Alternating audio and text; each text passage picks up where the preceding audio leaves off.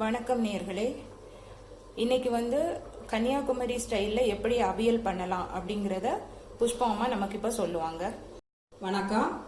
அவியல் செய்யறதுக்கு தேவையான பொருட்கள் இப்போ என்னென்ன காயெல்லாம் நான் போட்டிருக்கேன்னா அவங்கவுங்க எவ்வளோ காய் பிடிக்கும்னு போட்டுக்கலாம்.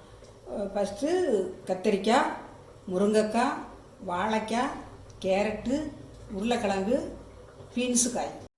அவியல் மசாலுக்கு தேவையான பொருட்கள்: தேங்காய், ஜீரகம். தேங்காய் எவ்வளோ எடுத்துருக்கீங்க? தேங்காய் அரை கப்பு. அது எவ்வளோ தேவையோ நம்ம போட்டுக்கலாம்.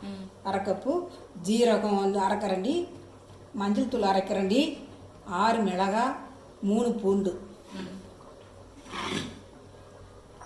தயிர். தயிர் யூஸ் பண்ணுறீங்க, தக்காளி யூஸ் பண்ணலாம்? அது பண்ண வேணாம், அது சிலர் வைப்பாங்க. ஆனால் தயிர் ஊற்றுறது நல்லது. சரி, தயிர் தான் நல்லா ஒரு டேஸ்ட் அதிகமாக இருக்கும். அப்புறம் தாளிக்கிறதுக்கு தேங்காய் எண்ணெய் கொஞ்சம் ஊற்றணும். கடுகு, அப்புறம் உளுத்தம்பருப்பு, கருவேப்பிலை உரம் போட்டு தாளிக்கணும். தேவையான தண்ணி, காய் அவியறதுக்கு தேவையான தண்ணி. இப்போ ஸ்டவ்வை பற்ற வச்சு குக்கரை ஆன் பண்ணுது. குக்கரை வச்சேன். காய்களை போடுறேன். அவியலுக்குள்ள காய்கறி, அதுக்கு தேவையான தண்ணி,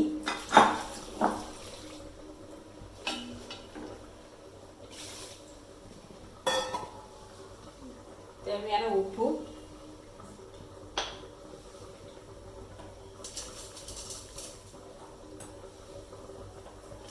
குக்கரை மூடுதேன். ஒரு 3 விசில் வர்றது வரைக்கும் வெயிட் பண்ணுங்க. இந்த நேரத்தில் அவியலுக்கு தேவையான மசாலா ரெடி பண்ணிடலாம்.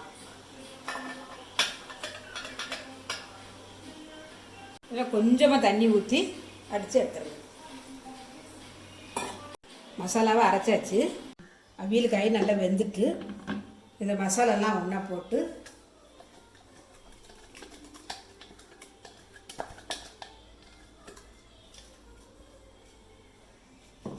கொஞ்சம் தயிர் ஊற்றி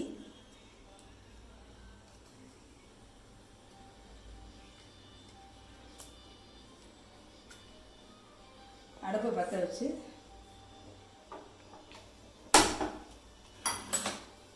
லேசாக அந்த வாடை மாறதுக்காக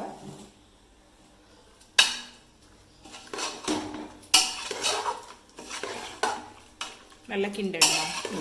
இனி ஸ்டவ்வை பற்ற வச்சு தாளிக்கலாம்.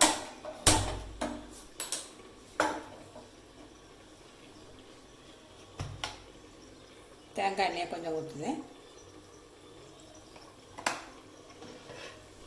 எண்ணெய் காஞ்சப்புறம் சிம்மில் வச்சே எண்ணெய் காஞ்ச பிறகு கடுகு போடணும்.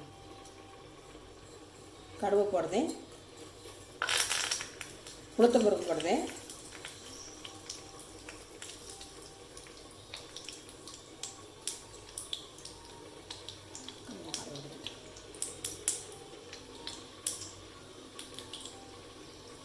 கருவேப்பிலை போடுறேன்.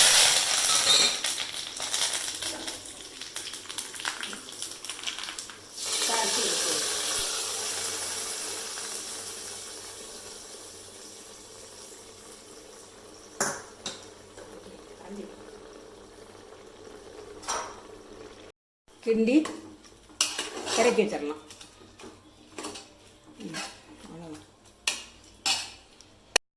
சுவையான கல்யாண வீட்டு அவியல் ரெடி. நீங்களும் சாப்பிட்டு பார்த்துட்டு எப்படி இருக்குன்னு சொல்லுங்கள். நன்றி.